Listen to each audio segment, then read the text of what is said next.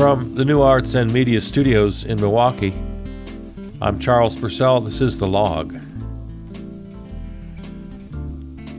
So we've got Super Tuesday behind us now. It's official, as though it wasn't. We've got our two candidates. We've all known this for quite a while. The election that nobody wanted ever, and they still don't want it, but there you are. Whoever said this was a democracy, one of the big campaign issues for Joe Biden and the Democrats is that we have to save democracy from the Orange Menace. Now, I'm not for 1 second going to diminish or dismiss the grave possibilities of a Orange Menace administration. I'm right on board with you. But saving democracy, I guess maybe we're saving the we're saving the possibility of someday having a democracy. Let's put it that way. If we elect the Orange Menace, it's just the nail in the coffin, and we might be a full 10 generations away from anything that looks like a democracy. So that's how dire the situation is. And so I agree with the Democrats and Joe Biden on that. What I don't agree with is this idea that we have a democracy now, because it ain't even close. The representation, whether it be from the White House and its policy regarding Gaza, whether it be Congress and their attitudes, just name the issue. Just go right on down the line, and the most contested issues: abortion, gun restrictions, voter reform, election reform. Just go on and on and on. And there's no match. There's no relationship at all between what Americans want and what their legislators wind up voting on. It's like they never met. They're living in two completely different worlds. Look at the courts. Look at how the courts, especially the Supreme Court, handles its business. How do you think that relates to what the electorate wants? And of course, the electorate wants different things. We're a diverse country, and there's a political spectrum. There are lots of different ideas. So I'm not saying that we all want the same thing, but polls will tell us. And I'm wary about polls, just like you are. I know. I don't take them as gospel. But social researchers use polling all the time, and they have. And after decades and decades of repeating their work over and over, they do have something to tell us. And what they tell us is the American people aren't nearly as divided as we're sold, the idea that we're sold. You and I have talked about this many times. Even on the most contentious issues, like I said, even on abortion and gun control and Medicare for all and all the so-called socialist issues, things that are labeled socialist by the bad guys, using socialism, of course, as a dirty word. Anyway, the point being, all of these issues are agreed on by great majorities of Americans. Certainly over 50%, many times over 60%, often in the 70s, sometimes in the 80s, and even in the 90s when you come to a lot of sensible gun reform legislation. That's literally in the 90 percentile of Americans who want basic universal background checks and really, really common sense stuff. So this is all to say, quit bragging about this beautiful democracy we have. We don't have one. It's not a democracy. We don't live in a democracy. We live in an oligarchy. We live in there are lots of different names you could call it, but the bad guys are winning. The rich guys are winning. The rich guys are running everything. And what little democracy we have have to hang on to it. We just, with every little bit of strength we have, it's stronger. The smaller you get, the stronger it gets. That's the good news. I think there absolutely is an element of democracy in local elections, school boards and town councils and city councils and local mayors. And the smaller you get, I think the more democratic you get. which is why, of course, the evil forces want to have so much control. I mean, why do you think the Koch brothers and the right movement types, they're absolutely committed to those small elections? Well, that's why. They know, they understand. So they try to nationalize. And then groups like Moms for Liberty and other sort of astroturf, is that what they call it? The opposite of grassroots. It's disguised as grassroots. When the Koch brothers and the Heritage Foundation and people like that put together these groups and then send them out, and they train people at a local level. So it looks like a that's what Moms for Liberty is. And a lot of these groups you'll find on the right, they're astroturf organizations. They're not democratic. They're not grassroots.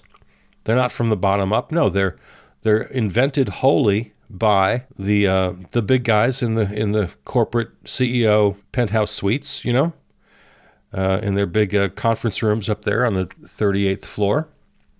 Yeah, they're invented, and then they're sprinkled around into these small areas. So no, that's not democracy. But my point being, the smaller you get, the more chance you get of actually having a bit of democracy. So I hold out hope, but we don't have a democracy right now. All right, let's look at what we got going on. Well, the government shutdown has been averted again, and that's the whole. It hardly gets a mention in the news anymore. Oh yeah, well we're a day away from a government shutdown again, for the third time in 6 weeks. It's a boy who cried wolf kind of situation. So I'm not even sure how to cover that or talk about it. We're set now for another few weeks before the next deadline comes. So let's just, I've gotten to the point of not really worrying about that. And I know one of their games is to get me numb. Well, maybe it's working a little bit on this one, because I don't really believe anybody anymore when they threaten a government shutdown. It happened again. It's going to happen again in another few weeks. But for the moment, there's nothing to worry about. So there's that. Latest on Gaza, there's nothing too much to report except that it's just as horrible as it ever was. A food aid convoy in northern Gaza was looted after the there was a delay at an Israeli checkpoint, which is, the Israelis have got to they've got to meet their responsibility. They're alone. They're 100% alone in the world community, except for the United States, which is a pretty big partner to have. So, yeah, I'm reading now from, I guess, where am I reading from? The Guardian. A new drive by the United Nations World Food Program to deliver aid to an estimated 500,000 people at risk of famine in northern Gaza has failed amid further scenes of chaos and violence. A 14-truck convoy destined for northern Gaza was looted this week after being held at an Israeli army checkpoint for several hours, aid workers said. As the convoy turned back after the delay, it was attacked and 200 tons of food looted by a large crowd of desperate people. Well, hopefully some of those desperate people at least got what they needed. God almighty. So, with nothing especially new or interesting to say, it's just as bad as it ever was and getting worse on a daily basis. And there's starvation and anything other than ethnic cleansing and genocide. I don't know how you use any other words. That is what they are. And it's what's happening. So that continues. And Vice President Kamala Harris's words notwithstanding, when it sounded like she was calling for a ceasefire. She used the strongest language from the administration yet. I guess it was recent. Was it last weekend? I forget exactly when it happened. It was the anniversary, their annual walk on the what used to be the Edmund Pettus Bridge, commemoration of Bloody Sunday. It's now the John Lewis Bridge. In her address at the event, she called for a ceasefire, and it made some headlines. But then the administration kind of walked it back, and they said, well, define exactly what you mean. And she really wasn't saying anything different than they've said before, that it's when they really are forced to define what she meant by ceasefire. I guess what she really meant was, a temporary pause, which is what they've been saying all along. So it really wasn't the headline that we thought it was. And my first reaction was, if if the administration really is calling for a ceasefire, that's awfully big news. I mean, that's really big news. And why in the hell is it the vice president saying it? Those words need to come out of the mouth of the president, if that's really what they mean. Well, it was only a couple days later that I learned, oh, okay, well, that's why he didn't say it, because they weren't really calling for a ceasefire. She used the actual word, but, politicians. I'm no fan of Kamala Harris. I don't think she's the devil incarnate like the Republicans want you to think. But I'm no fan of hers. When it was primary season back in 2020, she was very low on my list. As I did a program for the time, I kind of ranked all of the Democratic hopefuls, and there were many at the time. Joe Biden was at the very bottom of that list, and I think Kamala Harris was maybe only one spot up. So I'm not fans of these people. But as I've said many times, politics is a team sport, and you can't just get wrapped up in individuals. And the Biden administration, for better or worse, and I think it's mostly for better. Let me give them some props at the moment here. It's like I said, it's a team sport. They've got cabinet members, they've got secretaries, we've got deputy secretaries, we've got heads of agencies, we've got advisors, we've got a whole army of people in there. And for the most part, I mean, given with the exception, I mean, yeah, they're all capitalists, so of course I oppose them in that regard. But they are grown-up adult people doing grown-up adult jobs, and they're trying to do their best for the country. I don't really have many doubts about that. So, yeah, you want to call me naive? Go ahead. I disagree with them about almost everything. But this is the whole, not afraid to debate and to be a loyal opposition. I'm the loyal opposition to the Democrats. I disagree with almost everything they do. But I concede the fact that they're serious people trying to do their best for the most part. With some exceptions, and there are always exceptions. So that's where we are there. In news this week, since last we spoke, Kyrsten Sinema, I love this. She's decided not to run for her seat, which is great for everybody. She's independent from Arizona. Of course, she ran 6 years ago as a Democrat, and she won, of course, and then we had to put up with her BS for 6 years. At some point, just recently in the last year or so, she switched party affiliation to and declared herself as an independent, but she announced on Tuesday of this week that she will retire from the Senate rather than run for re-election. Reading from Salon magazine, Sinema, who left the Democratic Party in 2022 after facing an internal backlash for siding with the Senate GOP on the filibuster rule they used to kill major pieces of President Joe Biden's agenda, announced her decision to a video posted to Twitter. Here, I love this quote if you haven't heard it. "Because I choose civility, understanding, listening, working together to get stuff done, I will leave the Senate at the end of this year. Compromise is a dirty word. We've arrived at that crossroad, and we chose anger and division. I believe in my approach, but it's not what America wants right now." Okay, so talk about sanctimonious, take the high road, or put yourself on the high road, that is, undeservedly.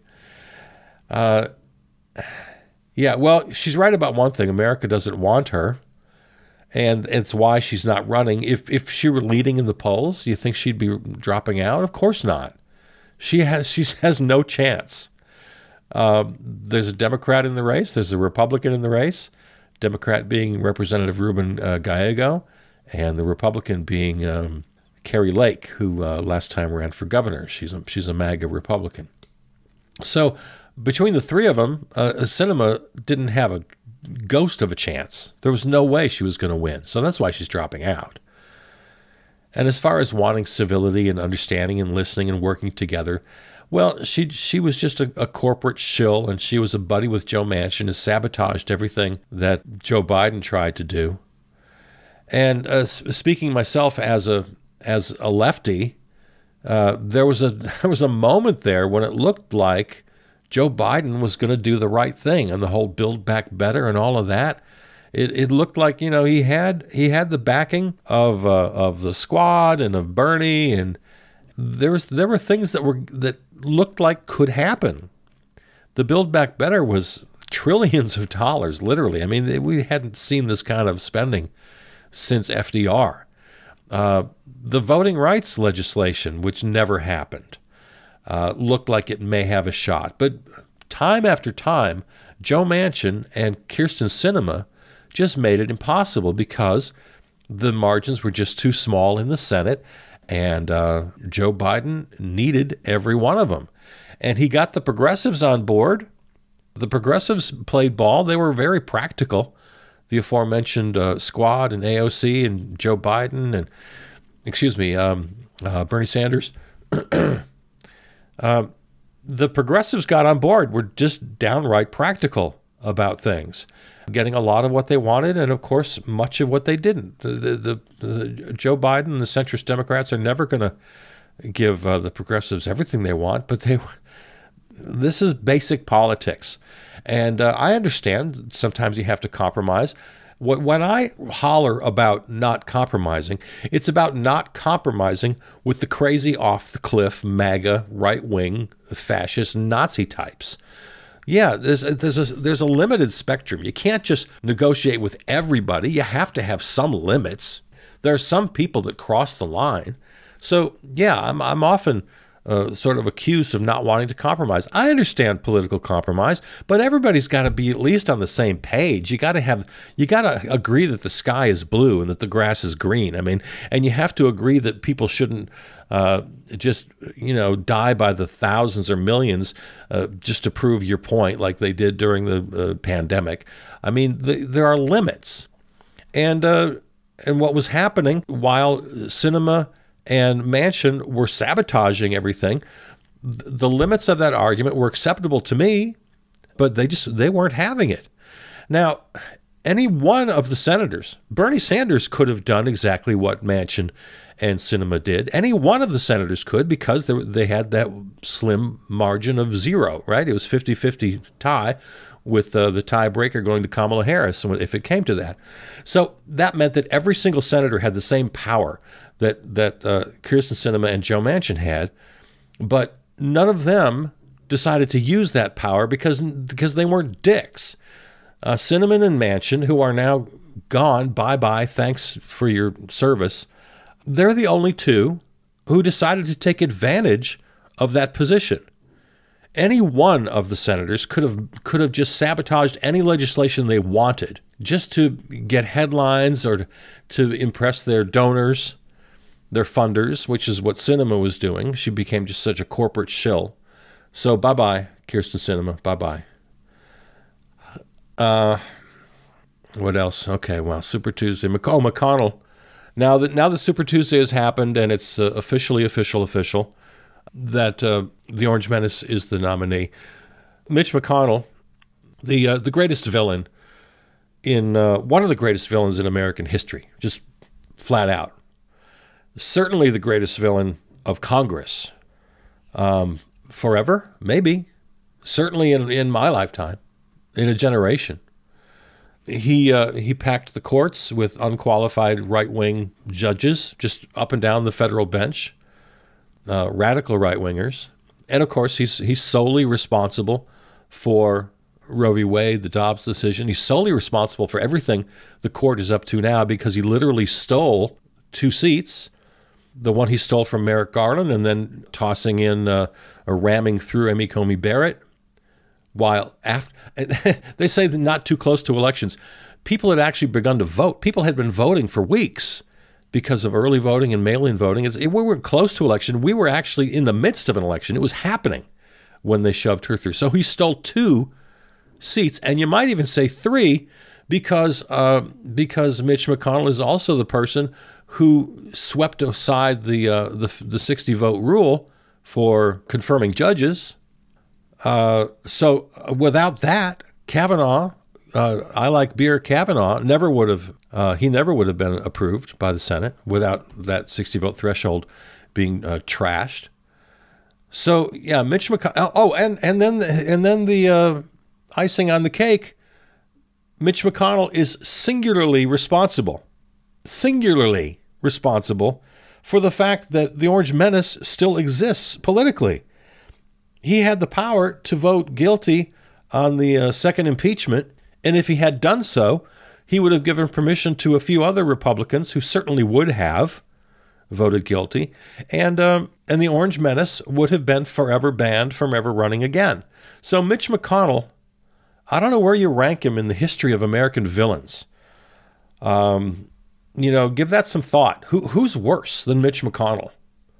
And now, after everything, after he comes out, because of course he's still in Congress, he won't be the minority leader. I guess he still is. He won't be after November, so we got him for another 8 months. He endorses the Orange Menace. After all that, after everything. So shameless, absolutely shameless, these people. Yeah, this is the democracy we live in, you guys. Yeah, we live in a democracy. Yeah, right. No, we don't. Okay. And then, by way of endorsement, my God, Nikki Haley, her quote. Well, let me find it. Let me see. Where is it? She didn't endorse the Orange Menace after her losses of Super Tuesday. By the way, when it was all said and done, she won Vermont. She won the District of Columbia. And she got anywhere between sometimes 15, 16, 17, 18%, all the way up to sometimes 30%, 40% plus in several states.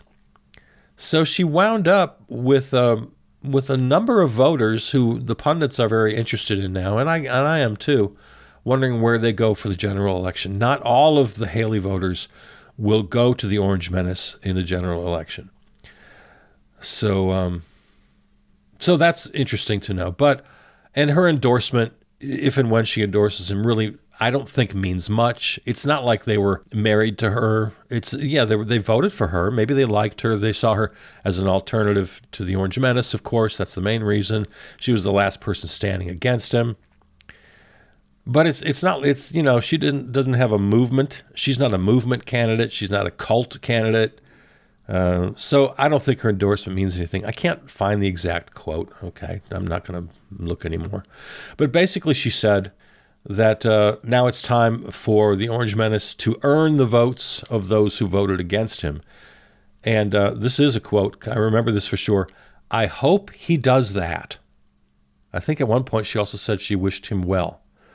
After everything she said about him, I hope he does that. I hope he earns the votes of those who voted against him. And that means her. So that was not an endorsement, but it was definitely opening the door wide open for an endorsement.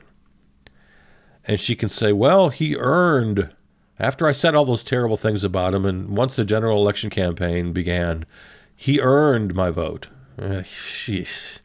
Yeah. Just shameless. While we're speaking of shame on my hometown of Milwaukee, Wisconsin, who's going to host the Nazi convention, the fascist MAGA GQP convention. Shame on you, Milwaukee. Shame on you. Yeah, I know their money's as good as anybody's, but yeah, you're going to take their money? You're going to give them a platform just for the sake of sheer decency? How do you put all these people downtown Milwaukee in Fiserv Forum, the home of our beloved champion Milwaukee Bucks, and let them broadcast their bile to the world? Shame on Mayor Cavalier Johnson. Shame on the city of Milwaukee.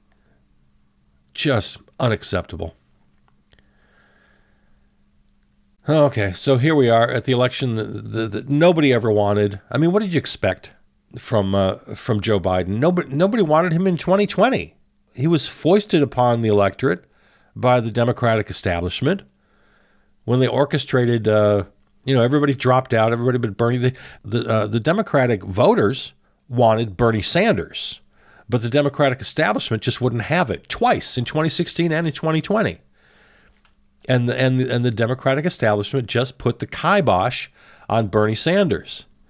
And they orchestrated with all the other candidates to drop out right before South Carolina in 2020, and the establishment put their thumb on the scale for Joe Biden, who nobody wanted, but they thought, okay, well, he's the one we like, as the establishment says, and we think he can win, and there it was, done deal. Yeah, but we live in a democracy. No, not even close.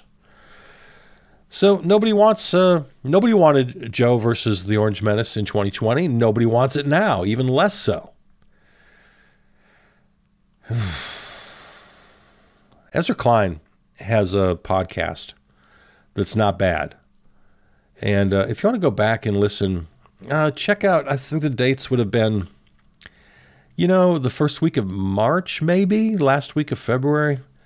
A couple weeks, actually. He does a couple of episodes on what if it's not Joe Biden. He did a pretty big, interesting what if couple of podcasts on what if Joe decided not to run after all. When LBJ famously said, I will not run and I will not serve, whatever that quote was, he decided not to run. That was in March, late March. And so, yeah, well, it's not going to happen. Let's not dream. It probably should. Joe is the, as I've been thinking of him now, Ruth Bader Biden. Just stuck around way too long. I got no time for Joe. And yeah, give me all of his accomplishments. I know I've heard all of his accomplishments. Show me. Where are the results?